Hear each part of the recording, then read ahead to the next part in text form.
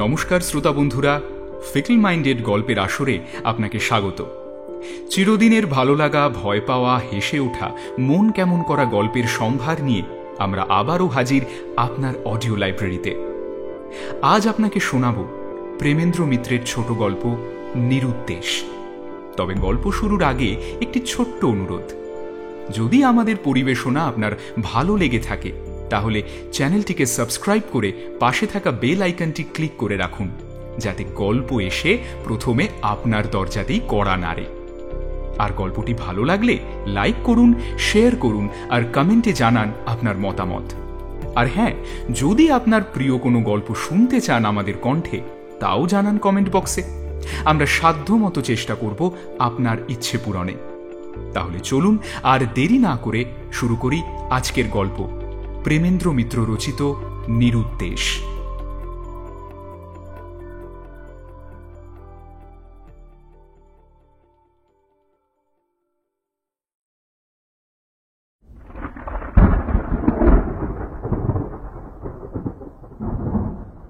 দিনটা ভারী বিশ্রী। শীতের দিনে বাদলার মতো এত অস্বস্তিকর আর কিছু বোধহয় নেই। বৃষ্টি ঠিক যে পড়ছে তা নয়, কিন্তু মেঘাচ্ছন্ন আকাশ ও ম্লান পৃথিবী কেমন মৃতের মতো অসাড় হয়ে আছে। সোমেশ হঠাৎ আজ এসে না পড়লে কেমন করে দুপুরটা কাটাতাম বলতে পারি না, কিন্তু সোমেশ আজ যেন কেমন হয়ে এসেছে। খবরের কাগজটা দু একবার উল্টে পাল্টে সোমেশের সামনে ফেলে দিয়ে বললাম, একটা আশ্চর্য ব্যাপার দেখেছ? কি? আজকের কাগজে একসঙ্গে 7টা নিরুদ্দেশের বিজ্ঞাপন। সোমেশ কিন্তু কোনো কৌতূহলী প্রকাশ করল না। যেমন বসেছিল তেমনি উদাসীনভাবেই শুধু সিগারেটের ধোঁয়া ছাড়তে লাগল।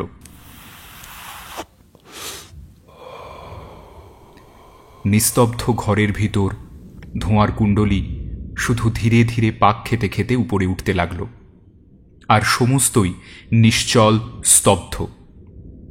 বাইরের অসাড়তা যেন আমাদের মনের উপরও চেপে বসেছে। নেহাত একটা কিছু করে এই অস্বস্তিকর স্তব্ধতা ভাঙবার প্রয়োজনেই আরম্ভ করলাম। নিরুদ্দেশের এই বিজ্ঞাপনগুলো দেখলে কিন্তু আমার হাসি পায়, যাই বলো। আসলে অধিকাংশ ক্ষেত্রে ব্যাপারটা কীরকম হয় জানো তো? ধরো, ছেলে হয়তো রাত করে থিয়েটার দেখে বাড়ি ফিরছেন, এমন তিনি প্রায়ই করে থাকেন আজকাল। খেতে বসার সময় বাবা কয়েকদিন খোঁজ করেছেন। কোথায় গেলেন বাবু, তোমার গুণধর পুত্রটি? লুকোনো পুঁজি থেকে মা বিকেলে ছেলের পীড়াপিড়িতে কয়েকটা টাকা বের করে দিয়েছিলেন, সুতরাং তিনি তো আর জেনে শুনে মিথ্যে কথা বলতে পারেন না। তিনি চুপ করেই থাকেন। বাবা বলে যান, এত রাত্রেও বাবুর আসার সময় হলো না, আর বাড়ি তো ফেল করে মাথা কিনেছিলে। এবারও কি কৃতার্থ করবে বুঝতে পারছি। পয়সাগুলো আবার খোলাম খুঁজে কিনা, তাই নবাবপুর তুর যা খুশি তাই করছে। দূর করে দেব, এবার দূর করে দেব। এখন এই মৌখিক আস্ফালনেই হয়তো ব্যাপারটা শেষ হতে পারত, কিন্তু ঠিক সেই সময়ে গুণধর পুত্রের প্রবেশ। বাবা ঝোঁকটা আর কাটিয়ে উঠতে পারেন না। নিজের কাছে মান রাখবার জন্যও তো কিছু বলতে হয়। কতটা রাগ দেখানো উচিত ঠিক করতে না পেরে বলার মাত্রাটা হয়তো একটু বেশিই হয়ে পড়ে। শেষ পর্যন্ত বাবা বলেন, এমন ছেলে আমার দরকার নেই, বেরিয়ে যা। অভিমানী ছেলে আর কিছু না হোক, পিতৃদেবের এ আদেশ তৎক্ষণাৎ পালন করতে উদ্যত হয়। মা তো কোন দিক সামলাবেন বুঝতে পারেন না। তিনি শুধু কাতরভাবে বলে চলেন, আহা, খাওয়া দাওয়ার সময় কেন এসব বলো তো? পরে বললেই তো হতো। বাবা এবার মার উপরে মারমুখী হয়ে ওঠেন। তোমার আশকারাতেই তো উচ্ছন্নে গেছে, মাথাটি তো তুমিই খেয়েছো আদর দিয়ে। মা চলে চোখ মুছেন। ছেলে বিশাল পৃথিবীতে নিরুদ্দেশ যাত্রায় বেরিয়ে পড়ে।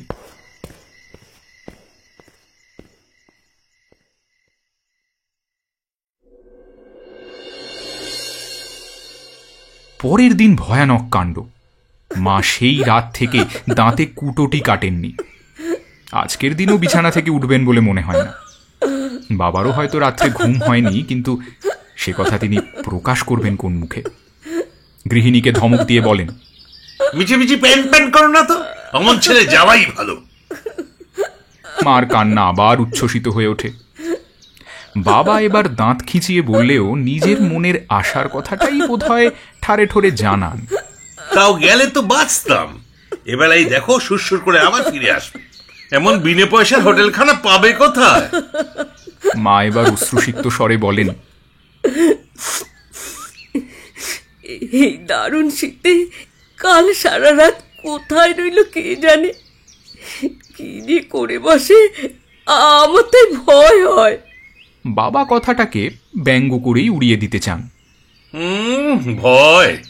তোমার ছেলে কিচ্ছু করেনি, দিব্যি আছে কোনো বন্ধুর বাড়ি, দেখো গে। অসুবিধা হলেই সুচ্চুর করে এসে দেখা দেবে, বুঝেছ? মার কান্না তবু থামে না। কিরকম অভিমানী তুমি জানো তো। বিরক্ত হয়ে বাবা বেরিয়ে যান। দূর।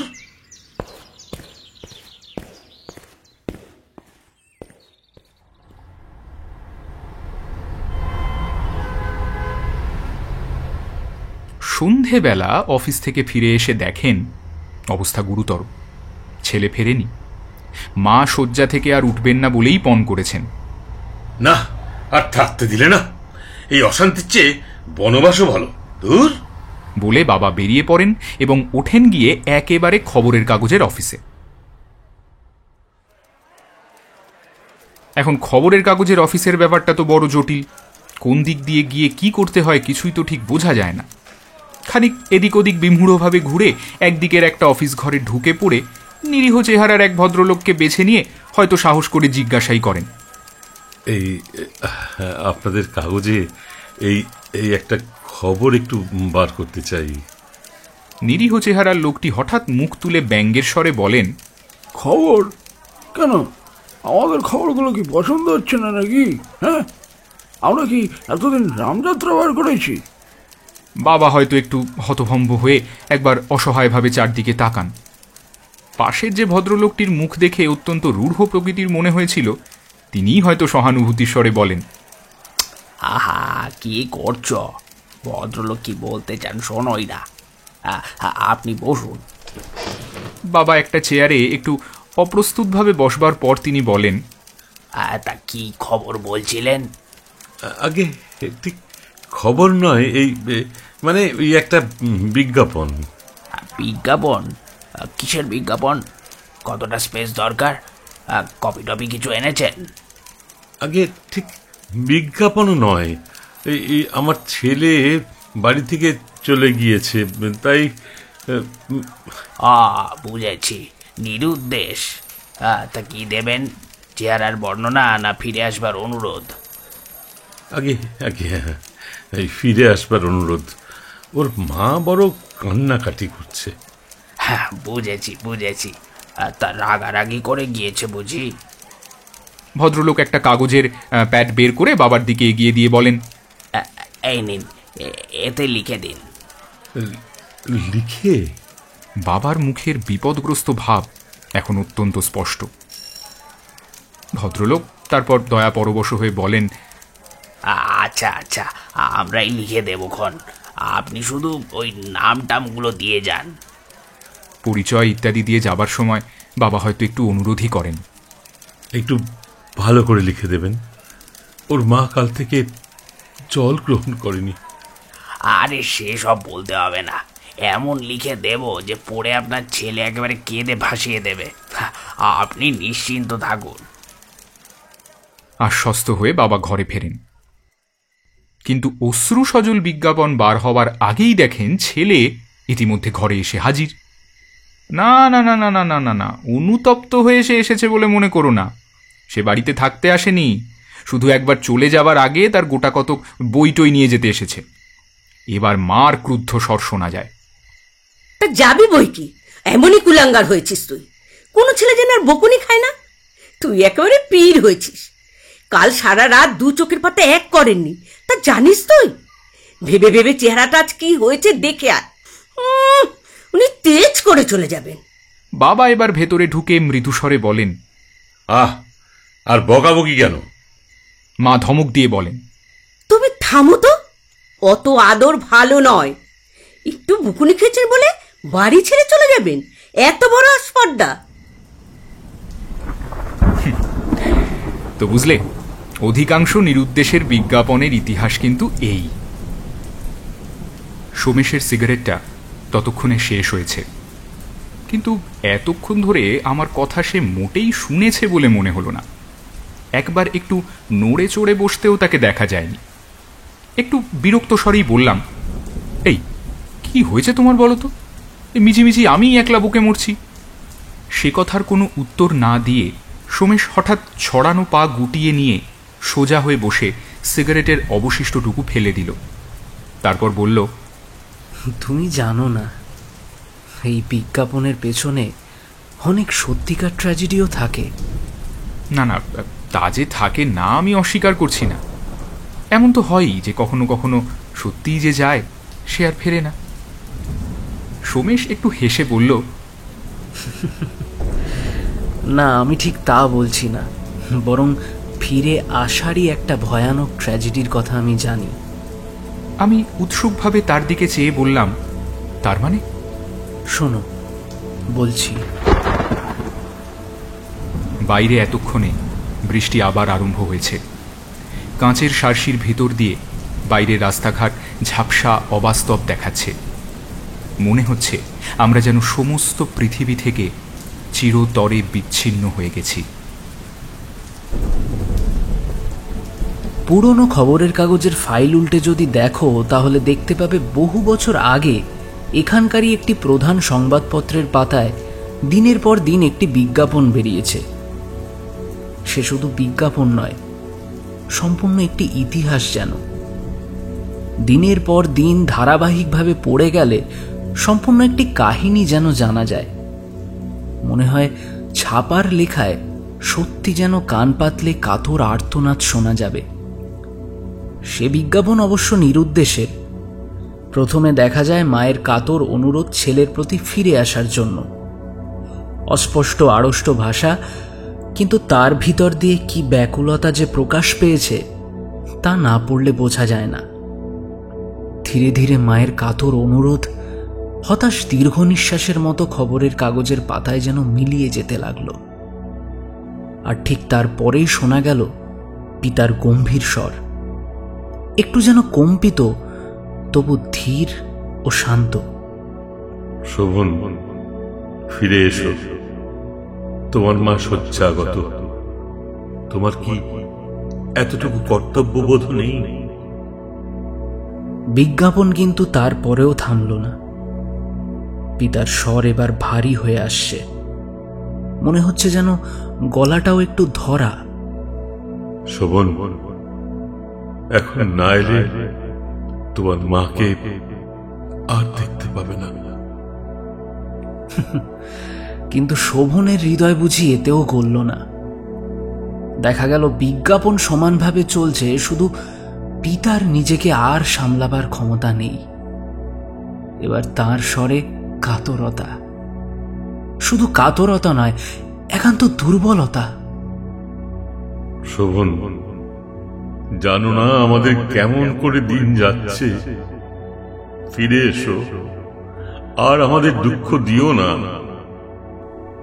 বিজ্ঞাপন এরপর ক্রমশ হতাশ হাহাকার হয়ে উঠল। তারপর হঠাৎ একেবারে বদলে গেল। আর শোভনকে উদ্দেশ্য করে কিচ্ছু লেখা নেই। এরপর সাধারণ একটি বিজ্ঞপ্তি মাত্র, এই ধরনের, এই চেহারার, এই বয়সের একটি ছেলে, আজ 1 বৎসর হলো তার কোনো সন্ধান নেই, সন্ধান দিতে পারলে পুরস্কার পাওয়া যাবে, এই। কিন্তু পুরস্কারের পরিমাণ ক্রমশই বাড়তে লাগলো খবরের কাগজের পাতায়। জানা গেল দোহারা ছিপছিপে একটি বছর 16-17 ছেলে, পরিচয় চিহ্ন ঘাড়ের দিকে ডান কানের কাছে একটি বড় জরুল। জীবিত না মৃত এইটুকুও যদি সন্ধান কেউ দিতে পারে তাহলেও পুরস্কার পাওয়া যাবে। সোমেশ চুপ করল খানিকক্ষণের জন্য। জলের ছাটে সার্সির কাঁচ একেবারে ঝাপসা হয়ে গেছে। ঘরের ভিতর এমন ঠান্ডা যে মনে হচ্ছে একটা কম্বল টম্বল জড়াতে পারলে ভালো হয়। বললাম, আরে এ তো গেল বিজ্ঞাপনের উপাখ্যান, আসল ব্যাপারের কিছু জানো নাকি? জানি, শোভনকে আমি জানতাম। সে যে কোনো ভয়ঙ্কর অভিমানের বশে বাড়ি ছেড়ে এসেছিল তা কিন্তু মনে করো না, বরং বাড়ি ছাড়াটাই তার কাছে একান্ত সহজ ছিল। আসলে কি জানো তো, পৃথিবীতে দু একটা লোক আসে যারা জন্ম থেকেই একেবারে নির্লিপ্ত মন নিয়ে আসে। তারা ঠিক কঠিন হৃদয় নয়, বরং বলা যেতে পারে তাদের মন তৈলাক্ত। পিচ্ছিল বলেই তারা কোথাও ধরা পড়ে না, কিছুই তাদের মনে দাগ দিতে পারে না। শুনলে আশ্চর্য হবে, খবরের কাগজের বিজ্ঞাপনের সংবাদ জানলেও সেগুলো সে অনুসরণই করেনি। কোনোদিন চোখে পড়েছিল হয়তো, তারপর অনায়াসে সেগুলো ভুলে গেছিল। বাড়ির বাইরে যে সমস্ত দুঃখ অসুবিধায় অন্য কেউ হলে হয়রান হয়ে পড়ত, তার ভিতরেই সে মুক্তির স্বাদ পেয়েছে। অন্য কেউ যাই ভাবুক, সে নিজেকে একটি ছোট সংসারের আদরের ছেলে শুধু ভাবতে পারেনি। কিন্তু বিজ্ঞাপন যেদিন হঠাৎ বন্ধ হয়ে গেল, সেদিন কেন বলা যায় না তার উদাসীন মনও বিচলিত হয়ে উঠল। আসলে বিজ্ঞাপন বন্ধ হয়েছিল একটু অন্যভাবে। ক্লান্তভাবে চলতে চলতে হঠাৎ কিন্তু একদিন থেমে যায়নি, বরং হঠাৎ যেন একটা ভয়ঙ্কর দুর্ঘটনায় সংবাদপত্রের পাতা স্তব্ধ হয়ে গেল।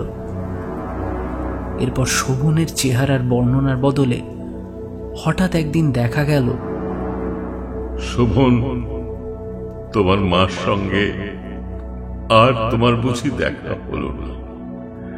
তিনি শুধু এখনো তোমারই নাম করছে। তারপর আর কোনো বিজ্ঞাপন দেখা গেল না। এরপর প্রায় 2 বছর কেটে গেছে। শোভন একদিন হঠাৎ গিয়ে হাজির তার দেশে। একটা ব্যাপারে শোভনের প্রকৃতির খানিকটা পরিচয় পাবে, সে কথাটাই আগে বলেনি। শোভন কিন্তু সাধারণ মধ্যবিত্ত ঘরের ছেলে নয়। সম্পন্ন বললেও তাদের ঠিক বর্ণনা করা হয় না, কারণ তাদের প্রাচীন জমিদারি অনেক দুর্দিনের ভেতর দিয়ে এসেও তখনও তেমন ক্ষয় পায়নি, এবং শোভনই তার একমাত্র উত্তরাধিকারী। সোমেশ একটু থামতেই আমি বললাম, যাক যাক, শেষটুকু আর না বললেও চলবে, বুঝতে পেরেছি। সোমেশ একটু হেসে কোনো উত্তর না দিয়ে বলে চলল, 2 বছর স্বাধীন জীবনে দুঃখ কষ্ট গায়ে না মাখলেও তার ছাপ শোভনের তখন পড়েছে। 2 বছরে সে অনেক পরিবর্তিত হয়েছে, কিন্তু তাই বলে তাদের কর্মচারীরা তাকে চিনতে পারবে না এতটাও আশঙ্কা সে করেনি। শোভন দেশে পৌঁছে সোজাসুজি তাদের বাড়িতেই ঢুকেছিল, এবং প্রথমেই তাকে বাধা দিলেন তাদের পুরনো নায়েব মশাই। কাকে চান? শোভন হেসে বলল, কাউকে না, বাড়িতে যেতে চাই। নায়েব মশাই তার দিকে খানিক তীক্ষ্ণ দৃষ্টিতে তাকিয়ে থেকে তারপর একটু স্মিত হাস্যে বলল, কিন্তু এত তাড়াতাড়ি কেন? আসুন, বারবারিতে একটু বিশ্রাম করুন। শোভন অবাক হয়ে বলল, সে কি, কেন, কিছু হয়েছে নাকি নায়েব মশাই? না না, হয়নি কিছু। মা ভালো আছেন তো? শোভনের প্রশ্নে এবার সত্যি ব্যাকুলতা ছিল। নায়েব মশাইও তেমনি অদ্ভুত হাসি হেসে বললেন, ভালো আছেন বই কি। আপনি আসুন না, আমার সঙ্গে আসুন। কিন্তু ভেতরে গেলেই তো হয়। নায়েব মশাই একটু কঠিন স্বরে বললেন, না, হয় না, আপনি আমার সঙ্গে আসুন। শোভন রীতিমতো বিমূঢ় অবস্থায় আবার নায়েব মশাইকে অনুসরণ করে বাড়িতে গিয়ে উঠল। 2 বছরে সেখানে কিছু কিছু পরিবর্তন হয়েছে। পুরনো সরকার তাদের নেই, বরং সেই জায়গায় নতুন 2টি লোক সেখানে বসে খাতা লিখছে। তার পরিচিত বৃদ্ধ খাজাঞ্চি মশাইকে দেখে সে খানিক আশ্বস্ত হল। নায়েব মশাই তাকে একটা চেয়ারে বসতে বলে খাজাঞ্চি মশাইকে উদ্দেশ্য করে বললেন, ইনি ভেতরে যেতে চাইছেন। শোভনের কাছে নায়েব মশাইয়ের গলার স্বর কেমন যেন অস্বাভাবিক মনে হলো। খাজাঞ্চি মশাই নাকের ওপরকার চশমাটা একটু আঙুল দিয়ে তুলে তার দিকে চেয়ে বললেন, ইনি আজই এসেছেন বুঝি? হ্যাঁ, এইমাত্র। শোভন এবার অধীরভাবে বলে উঠল, আরে আপনারা কি বলতে চান স্পষ্ট করে বলুন তো। মার কি কিছু হয়েছে? বাবা কেমন আছেন? চারধারের সবকটা দৃষ্টি তার ওপর অদ্ভুতভাবে নিবদ্ধ। খানিকক্ষণ সকলেই নীরব। তারপর নায়েব মশাই বললেন, তারা সবাই ভালো আছেন, কিন্তু এখন তো আপনার সঙ্গে দেখা হবে না। এবার শোভন ক্রুদ্ধ হয়ে উঠল। কেন দেখা হবে না কেন? আপনাদের কি সবার মাথা খারাপ হয়েছে নাকি? শুনুন, আমি যাব। শোভন উঠল, কিন্তু নায়েব মশাই দরজার কাছে সামান্য কিছু এগিয়ে গিয়ে শান্তভাবে তাকে বললেন, দেখুন, মিছিমিছি কেলেঙ্কারি করে লাভ নেই, তাতে ফল কিছু হবে না। হঠাৎ শোভনের কাছে ভয়ঙ্করভাবে সমস্ত ব্যাপারটা স্পষ্ট হয়ে উঠল। সে বিস্মিত ভীত কণ্ঠে বলল, আপনারা কি আমাকে সত্যিই চিনতে পারছেন না? সকলে নীরব। আরে আমি শোভন। আপনারা কি বুঝতে পারছেন না আমি শোভন? নায়েব মশাই এবার বললেন, আপনি একটু দাঁড়ান, আমি আসছি। পাশের ঘরে গিয়ে টেবিলের একটা ড্রয়ার খুলে তিনি একটা জিনিস এনে শোভনের হাতে দিলেন। তারই একটা পুরনো ফটো, খুবই সাধারণভাবে তোলা, এখন একটু অস্পষ্ট হয়ে এসেছে। দেখুন তো, একে চিনতে পারেন কিনা? এ তো আমারই ফটো। এই তো আপনারাই দেখুন, আপনারাই মিলিয়ে দেখুন না। না না, এ অসহ্য। চুলগুলো মুঠি করে ধরে সে বসে পড়ল। নায়েব মশাই তার সঙ্গে বসে বললেন, দেখুন, কিছু মনে করবেন না, আপনার সঙ্গে একটু মিল আছে সত্যি, কিন্তু এর আগে আরো দুজনের সঙ্গে ছিল, মায় জরুলটিও পর্যন্ত। আমাদের এ নিয়ে গোলমাল করতে মানা আছে, আমরা কিছুমাত্র হাঙ্গামা করব না, আপনি এখন চলে যেতে পারেন। শোভন উদ্ভ্রান্তভাবে সকলের দিকে চেয়ে দেখল। সকলের দৃষ্টিতেই একটা অবিশ্বাস। কাতরভাবে বলল, দেখুন, একবার শুধু আমি আমার মা বাবার সঙ্গে দেখা করব। আপনারা বিশ্বাস করছেন না, কিন্তু একবার অন্তত আমায় একটু দেখা করতে দিন তাদের সাথে। অন্তত একবার। নায়েব মশাই হতাশভাবে হাতের ভঙ্গি করে বললেন, শুনুন তাহলে, যে শোভনের কথা বলছেন, 7 দিন আগে সেই শোভন মারা গেছে। তার মৃত্যুর খবর আমরা পেয়েছি। শোভন এই অবস্থাতে না হেসে পারল না, বলল,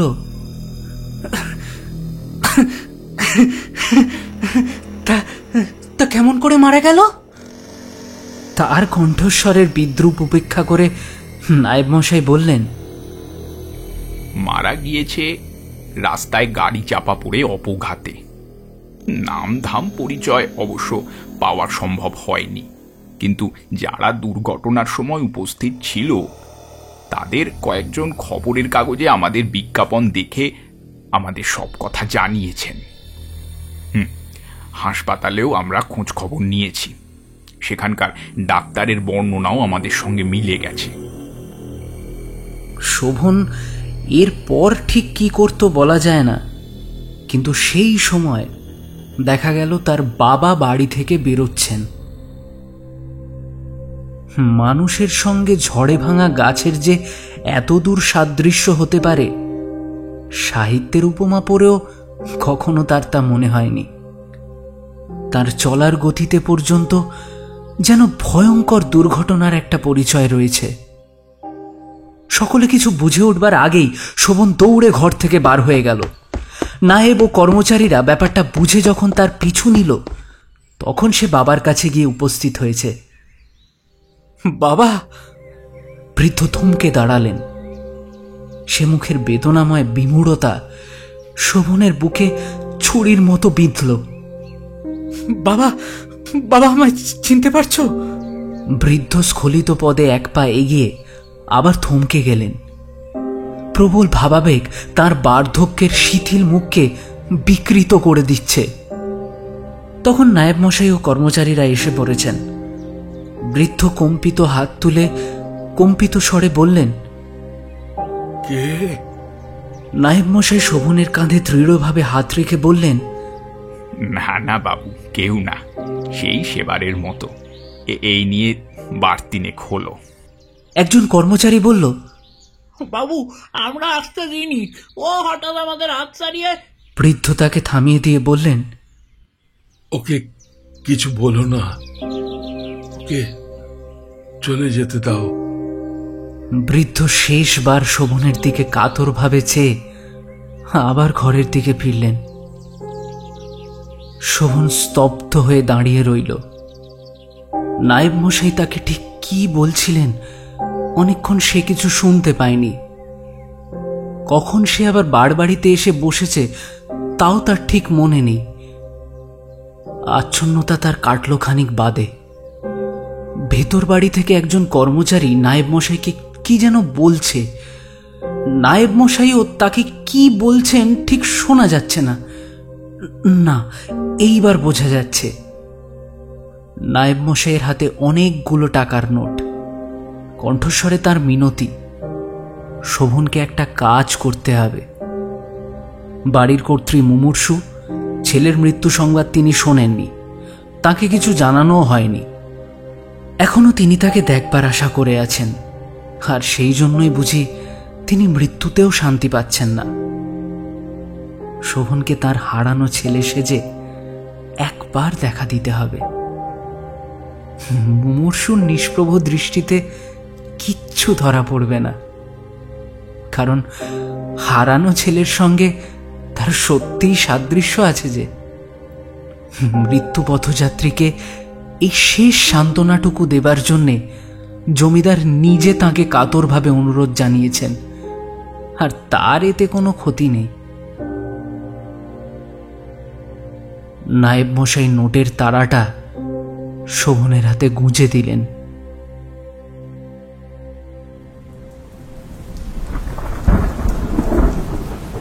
সোমেশ চুপ করল। খানিকক্ষণ বাইরের বৃষ্টির শব্দ ছাড়া আর কোনো শব্দ নেই। আমি অবশেষে বললাম, সোমেশ, তোমার কানের কাছে একটা জরুল আছে না? সোমেশ হেসে বলল,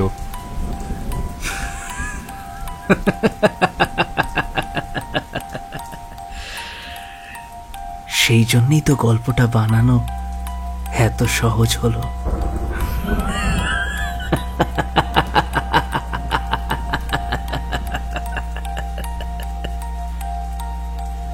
কিন্তু কেন বলা যায় না, শীতের বাদলের এই শীতল প্রায়ান্ধকার অস্বাভাবিক অপরাহ্নে তার হাসিটাই বিশ্বাস করতে আমার প্রবৃত্তি হল না।